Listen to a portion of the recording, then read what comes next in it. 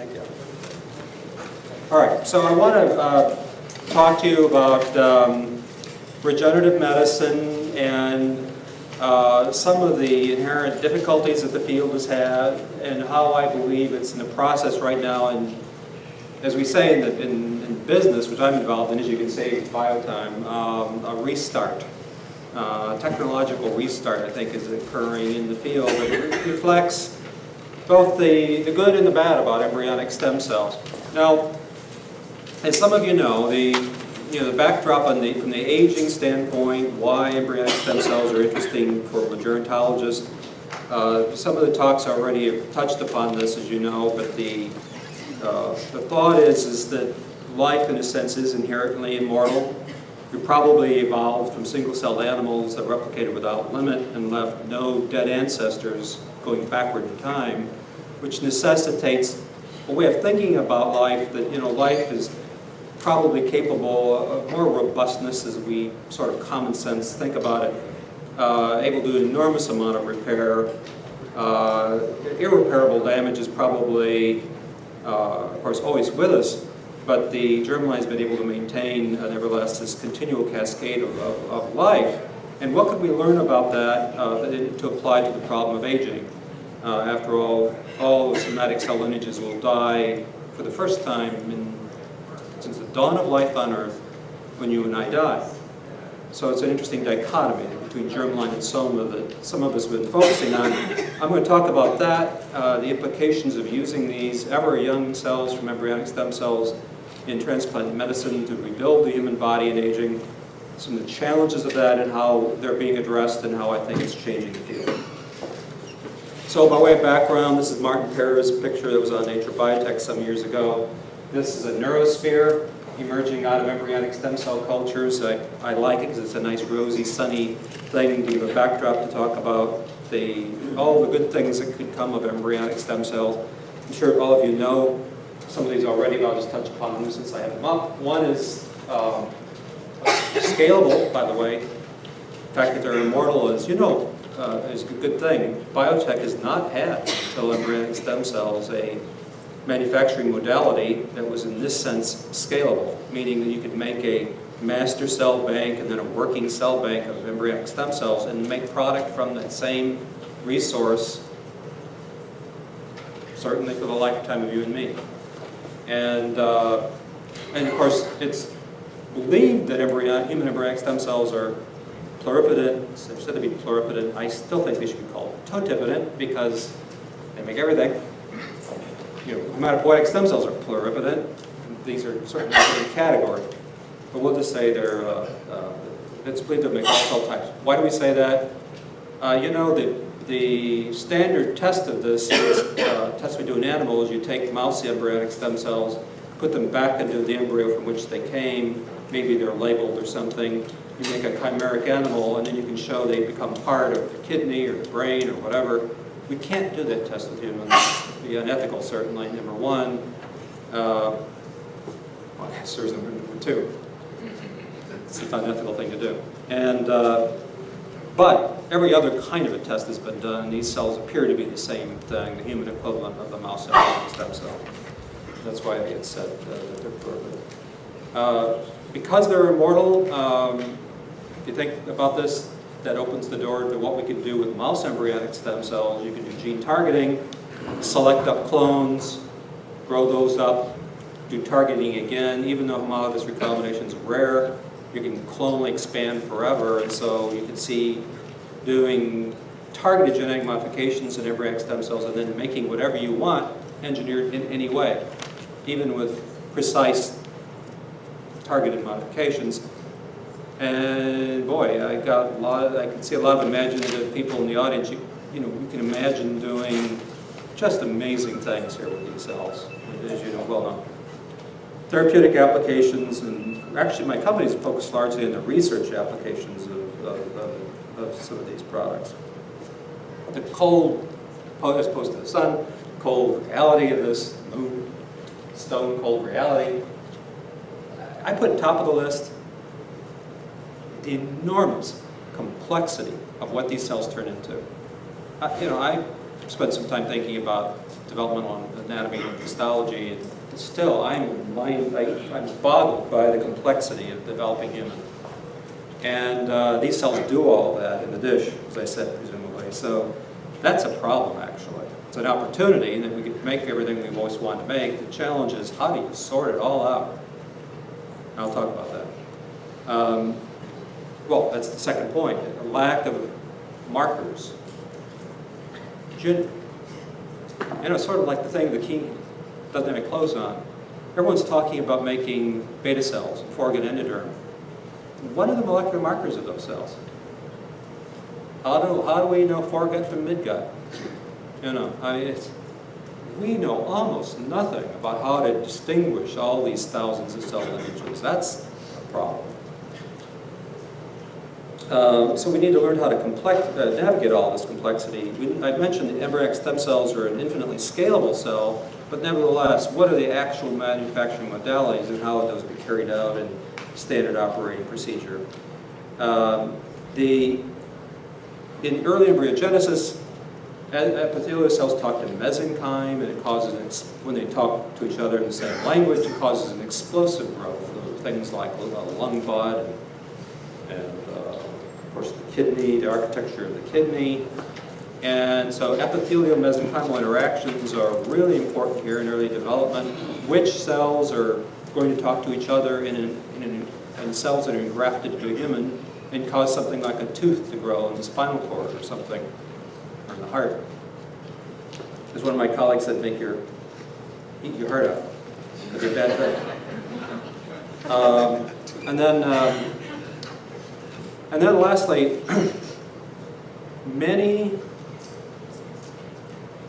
sorry, I keep talking about it. I got so much respect for this guy sitting here, Bill Hazeltine. Years ago, Bill and I were talking about this, and he was showing me his database of human genome sciences with all these genes. I remember, Bill, you saying, you know what, Mike, a lot of these genes are expressed, as far as we know, only in the embryo. Do you remember that? No. It's true. You know, development is an amazing thing, and there's this whole cadre of genes only known to be expressed in the early embryo or cancer. You know, so prostate-specific markers, but they're in these early embryonic stages. So cancer oftentimes borrows processes that allow, of course, angiogenesis, but, you know, migration, and all kinds of things from programs that are present in the early embryo. Well, which of those are bad? We know so little about all those pathways. So these are some of the challenges that we need to address. Now, before I get into how some of us are thinking about these new challenges, a little more background. And we've been talking about cell senescence and immortalization, the reactivation of telomerase.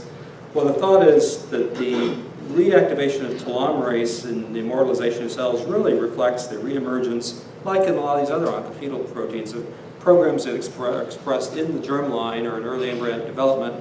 And so the first isolation and culture of human ES cells, and here's some of the figures from Jamie's original paper, showed that these cells had in the case of ES cells, really well-defined markers, the embryonic antigens, so we could stain them and say, yep, you know, they look very similar to mouse, not identical in terms of some of the stage-specific antigens, but most of them are there. Here's the test that we do rather than making a chimera, which can't be done in humans, as I said, is to inject the colonies of embryonic stem cells in an immunocompromised mouse, let them just grow up into tissues. And these are called teratomas. They're a benign tumor, they're not a malignant tumor. And here you can see the lumen of intestine, and in the top right, the nephrons of a developing kidney, middle on the left, the bone spicules, cartilage on the right, I'm sorry, the kidneys on the lower right. So the complex tissues, epithelial mesenchymal interactions, evidence of very early embryonic lineages, and almost everything has been seen at this point in these teratomas as evidence of absorbency. As evidence of their immortality, they've been cultured well over 100 doublings with no evidence of senescence. Even late passage cells, when they differentiate, yield cells that have a full replicative lifespan.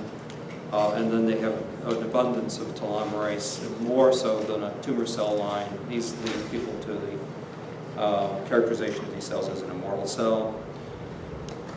And so, like I said, I touched on this already, the fact that these cells are immortal probably reflects the fact that they are so primitive. If this is the development of the soma, these cells are so far back here, the riboblastocyst stage. A simple way of thinking about this, I realize cells don't think, but a simple way of thinking about this is these cells haven't said, look, I'm going to die. I'm going to become somatic. Maybe I'll enjoy the ride like Woody Allen of being a sperm and go to the next generation. So because they hadn't yet made that decision and that dichotomy, they've kept the option open of riding this immortal roller coaster of the germline. And that's the property that we think is important, of course, in medicine to make young cells for people, but also this idea of targeted genetic modifications by homologous recombination could yield. So I need to stress this. They could yield inventions only limited by our imagination. I can easily imagine in a meeting like this in the next generation, which obviously will all be here, I don't know, I hope, where people are describing the genetic modification of ES cells to make properties that don't even normally exist in the animal kingdom at all. Just using human imagination to engineer the human germline. Now, to the complexities of the practical challenges. At first, I said was the developmental complexity. These are just some of the cell lineages I've mapped out. The real map would be at least 100 times more branches than what I'm showing here. Look, for instance, here, brain. Just grossly oversimplified. It's a great opportunity. It's easy to say, as many people have done. Oh, now we can make beta cells, and now we can do this. Yeah, go do it. It's purified cell. So what biotech companies have done, like Geron and Advanced Cell, is say, what can we make easy? The low-hanging fruit on this tree. And one of the programs that my colleagues at Advanced Cell here were developing and are developing are hemangioblasts. What's exciting about these cells is they're a primitive precursor to both blood and vascular endothelium. And we deal with the complexity simply by the fact that, as far as we know, no other cell will differentiate and grow like this. So here in the top left, you can see cells growing on an agar overlay as colonies. Fibroblasts won't grow there, and we can make, for practical purposes, purified populations of these cells and make. You've probably seen these. I didn't bring this because it's kind of showmanship, but a vial of blood. You can make blood cells. Here is showing some various blood cell lineages and their assays, but also vascular endothelium. So here the cells are fluorescently labeled and injected into the eye where the retina was damaged, and you can see the cells participating in the revascularization of the back of the eye. This is kind of exciting for those of us who think about aging, because as you know, the aging of the blood, as we've heard about from Dr. Efros, but also the vascular endothelium is very important in aging and having and these cells were injected, by the way, into the tail vein of the mouse and trafficked to vascular injury. So here's an easy modality potentially for delivering the cells and delivering maybe someday a young immune system and or young vascular endothelium to an older person. When injected into the ischemic heart, they caused about 50% reduction in mortality. Here you can see the mortality of the control sham injected, and the cells that were giving hemangioblasts, so they apparently participated in revascularizing the heart. And here in a ischemic study where we ligated the femoral artery, you see this horrible loss of blood flow by Doppler, and then almost back to normal blood flow after the injection into the muscle of a bolus of hemangioblasts. Another low-hanging fruit, maybe a good clinical application, is the retinal pigment epithelium for macular degeneration. Thought is in this disease of AMD that this layer of cells right here, the retinal pigment epithelium, become dysfunctional, whether it be replicative senescence or something like it. They're no longer there, or they're clearly abnormal, some sort of a checkpoint arrest. And when they are lost or become senescent, as you heard some of the speakers say, senescent cells change in their pattern of gene expression. They lose the ability to inhibit vascular angiogenesis, and so blood vessels start growing in, and the architecture of the retina disintegrates, sometimes precipitously. You get the wet form of macular degeneration. And the evidence that my own company Advanced Cell we generated in animal models suggested that these cells could be injected back into the retina to block the progression of the disease. The advantage, why these cells? Look, there's a colony of them. They pigment themselves. And so they're so easy to see and purify. Here's a lawn of them that was made. And so Advanced Cell we worked out protocols to make very pure populations of these cells and could make scalable numbers. And so that, again, easy to find and purify, made it an important clinical application, relatively immunoprivileged site, small number of cells. There were lots of reasons to think this might be a good application. As you know, the first generation approaches, so far, the FDA's put a hold on. And one of the concerns, let's say that they will change their mind tomorrow, one of the concerns is this. These early embryonic lineages are just chock full of these early embryonic genes. And it scares people. Now, it's not necessarily bad. I mean, we don't believe these are malignant cells. We don't believe that they would necessarily do anything bad. They might do everything good. All the animal studies is very positive that I'm aware of. But the fact that these cells express genes like this, and oftentimes these preparations, although relatively pure, are not 100% pure. What about the contaminants? What happens 20 years later? I'll give you an personal example. I have a son named Adam West. He likes Batman. And I love my boy, of course. And one night, dinner table, looking down, and call him Big Man, I said, "So, Big Man," and I just stopped mid-sentence. What the heck was on his neck? It's a bump sticking out right like that. I thought, holy cow. You ever have that happen? Because your stomach sinks. I didn't like the look of that thing. What is that? Cut the story short, he's okay. It was residual embryonic tissue. I'll be darned. Boy, I was a perfect guy for that to happen.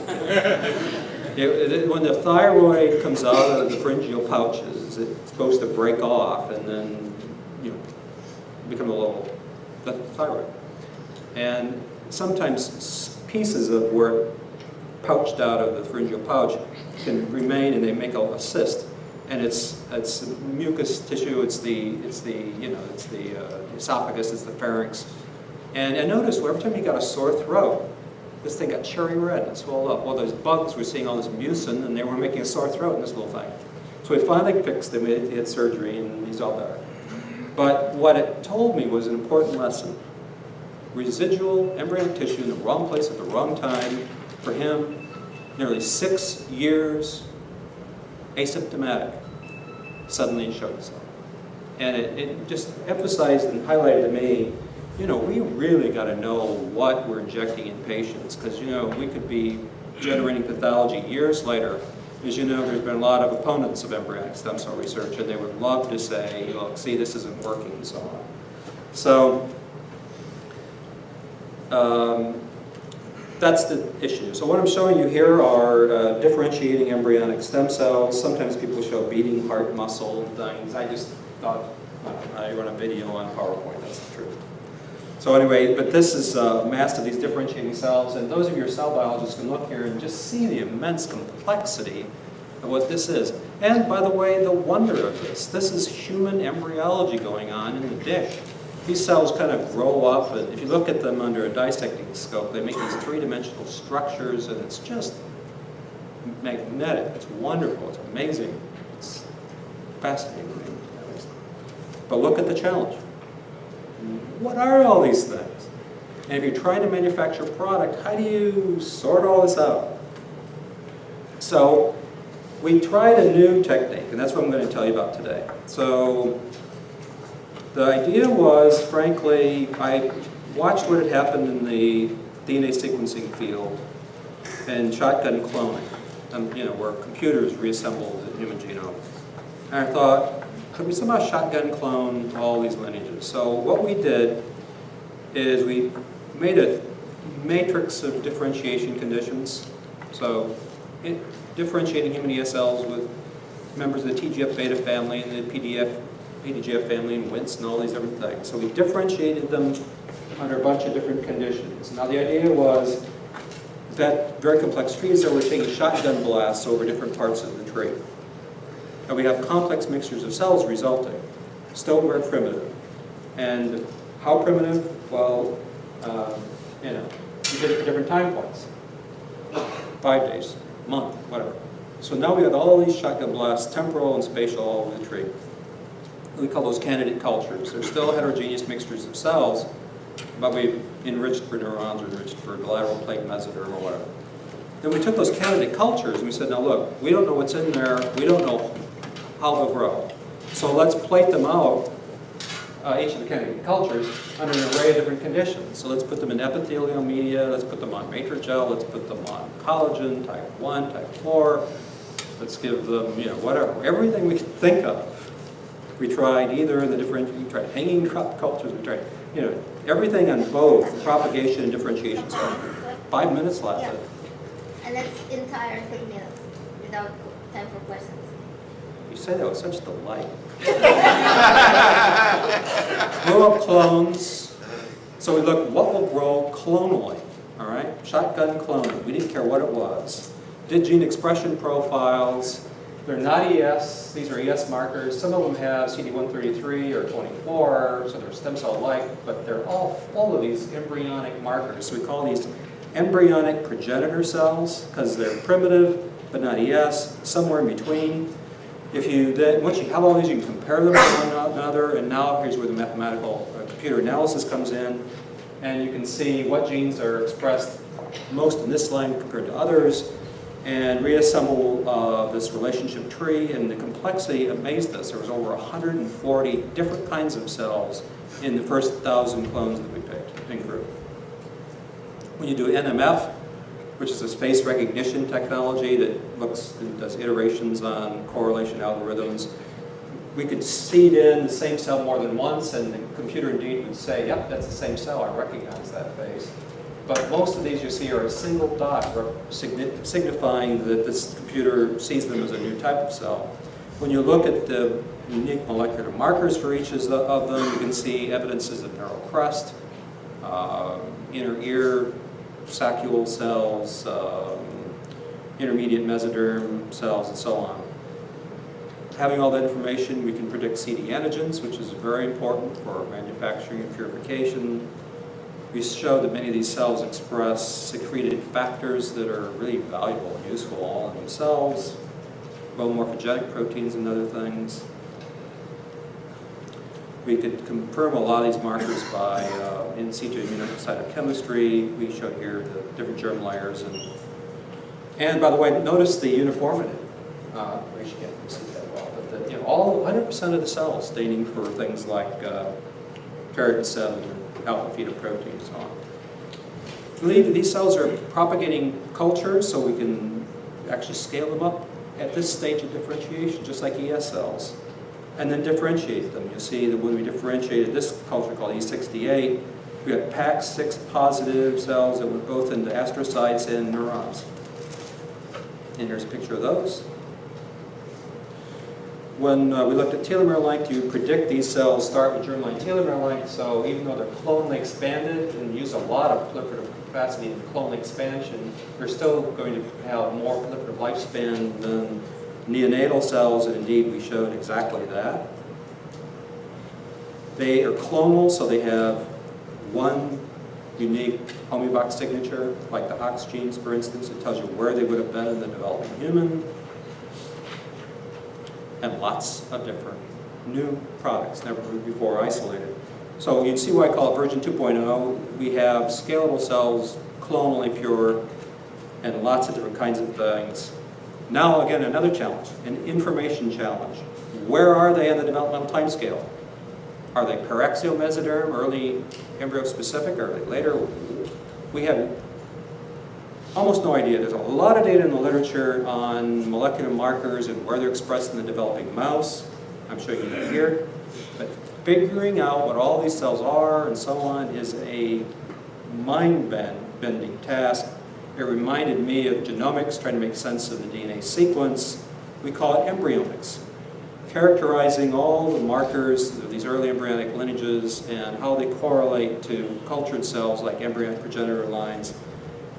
And so we launched a website on Friday. It's online, embryome.com. This is the front page. It's a graphical type program. You can click on the tree. You're all free to join it. It's free. Click on the tree. It takes you to branch pages that give you genes that are specific for, there's currently about 2,000 cell types in this database, in this tree. It actually shows you the branches of the tree, like this right here. And we give embryome identifiers, species code, cell type code, and then the stage code. So hopefully we can correlate a lot of these lines with the normal in vivo counterpart during development. There's lots of stuff we can do here, because we gene target, we can do gene trap, we can get markers that turn on when certain genes are turned on, and do all of that as well. And so we're working on making some of these products for the research products market. A SPY, for instance, fluorescent label lines of all these lineages I've told you. We're manufacturing those right now, and if you watch our website, we'll be making those available for researchers in California. And for those of you who are California, the California Institute of Regenerative Medicine bought for all of you a free subscription to embryome.com. So it's free for you to check it when you sign in. There's some premium aspects of the site which everyone doesn't get into, and you get into free if you're a California researcher. We're making these cell lines under GMP, SOPs, so that, careful clean rooms and so on, so that they can be used for a lot of different purposes. So, summarize, we have this International Embryome Initiative, which everyone's working to help build out this tree on this database. Embryonic stem cells are potentially a way of making young cells of any kind, we think. Because they're embryonic, they're showing a lot of plasticity, as is characteristic of embryonic tissue. If you a lot of experimental embryology, you transplant cell lines and things, and the animal's normal. These cells have a very beneficial amount of plasticity to potential regenerate tissues. And these new technologies, the clonal derivation of embryonic progenitors, is improved, I think, the purity and therefore the safety of some of these products for human clinical development. And lastly, can you imagine someday we might be able to reset cell lifespan by reprogramming and make all these cells for you and me? Thank you very much.